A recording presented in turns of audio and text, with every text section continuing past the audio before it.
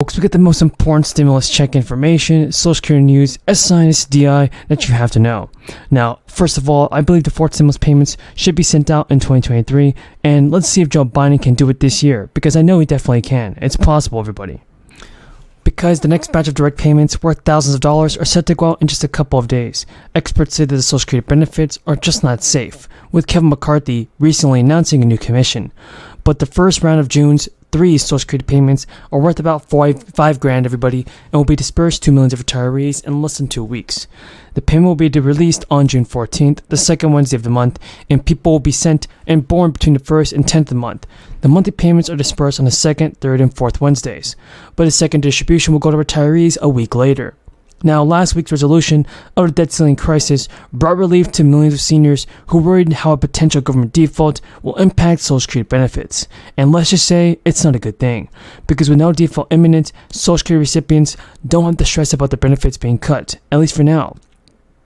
But among the problems he cited from Kevin McCarthy were the federal budget items that the GOP targeted for cuts, but that Biden wailed off, the American Independent reported. The speaker also said that he planned to announce a commission that would include lawmakers from both sides of the aisle. One of the tasks will be to look at the further budget cuts. McCarthy didn't even provide specifics on how the commission might work, who might sit in on it, or which cuts they might target. Bipartisan commissions are tasked with cutting the budgets and have been proposing it before, even long ago during the Obama administration, everybody. But one thing's for sure, Mitt Romney worked with Democratic senators like Joe Manchin and Mark Warner to get this bill done. And now, the Trust Act, it was accused by some of the critics of being a plan to cut Social Security, are now being shut down. Social Security and Medicare account for nearly a third of the federal budget, and proposals to cut it would either lower payments to beneficiaries or raise the full retirement age. Both are a loss. In Colorado, Governor Jared Polis previously signed legislation that is going to provide residents with a tax rebate. The state's Department of Revenue announced in an official statement that the governor signed a new law to give Coloradans a tax rebate of $750 for individual filers and $1,500 for joint filers this summer. This law will provide immediate relief to Coloradans by sending you a check this summer instead of spring 2023. The Colorado Department of Revenue is working hard to make sure that residents get the right tax refund as soon as possible. According to the state's Department of Revenue, for residents who received an extended tax filing deadline of October 17th, the tax rebate check will be received by January 31st, 2023. Other states have also signed similar legislation, including Georgia, Delaware, Idaho, and Indiana. Now, breaking news, everybody. Senate Democrat Joe Manchin is upset at Senate Minority Mitch McConnell for opposing the new changes on President Biden's economic agenda. Top Democrats in the Senate are now revising a new version of the Build Back Better legislation. The lawmakers would like to see a monthly benefit boost included to the bill. Top Democrats in the Senate are now revising a new version of the Build Back Better legislation. The lawmakers would like to see a monthly benefit boost included to the bill. And today, Joe Manchin said on top that he's not dissuaded by warnings from the top Senate Republican leader to sink a bipartisan bill that would only strengthen the U.S. economic competitiveness. Manchin told reporters, "I'm not walking away if I can help the country, and if they want to play politics and play party politics, shame on them." Manchin added it was so wrong of Senate Majority Leader Mitch McConnell of Kentucky to issue warnings to sink the bipartisan legislation, which would only boost the federal investment on emerging technologies like computer chips. The Kentucky Republican reiterated the ultimatum and tied to recent Democratic efforts to pass Biden's economic agenda. And during a speech on the Senate floor, McConnell said, "Party line scheming is going to crowd that out. Our side cannot agree to frantically steamroll through bipartisan talks in order to meet a timeline, so our Democratic colleagues can clear the decks to ram through a party line tax hike."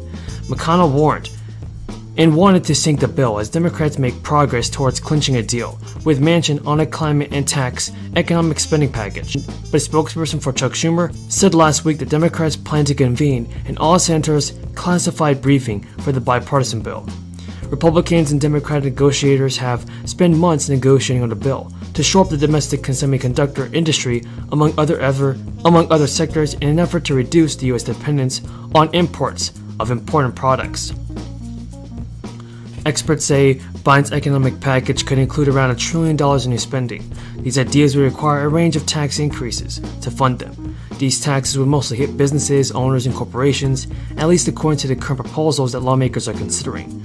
And Sam Runyon Manchin's communications director told Yahoo News in a statement that Senator Manchin insists that any final deal addresses inflation. Pinch of inflation, and all Americans are feeling this hurt.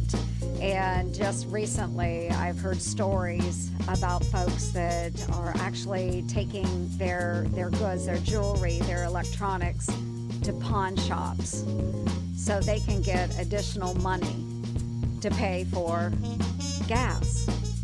You know, this is really hurting the American people. And those pawn shop owners, one in particular in Southwest Iowa, said that folks are just volunteering forward, that, you know, they don't have to say why they're pawning their household goods, but they are telling him that they need it for gas money. This is what Iowans are resorting to. Their wages are not keeping up with inflation, and we have an administration right now that simply doesn't care. And what is the Democrats' response to the economic hardship that not just Iowans but all Americans are facing? Is to raise taxes on them. They're pushing this reckless tax and spend bill all over again. Let's hike up taxes as we're facing a potential recession. Early 1980s. Food costs are up more than 10%. Energy costs are up more than 40%. The cost of the fuel that drives us to work, delivers our goods, drives our economy, are all up over 60%. These are staggeringly bad numbers, and they were fueled directly by the reckless spending spree that Democrats ran through on party line just last year. Remember, right before the $2 trillion spending spree, President Biden said, quote, "The biggest risk is not going too big. It's if we go too small."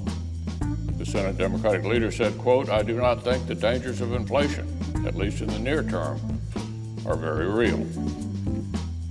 These were gigantic unforced errors. One leading economist recently said, House Republicans won't answer one question. What cuts do they want?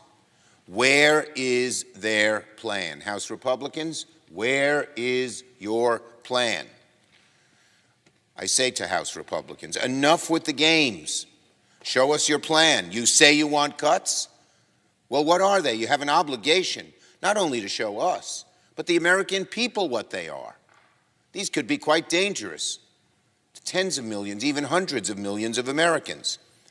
Are House Republicans going to put Social Security and Medicare on the table in exchange for the debt ceiling? Well, last week, Republicans erupted like wild hornets during the State of the Union when President Biden pointed out the obvious, that many within their own party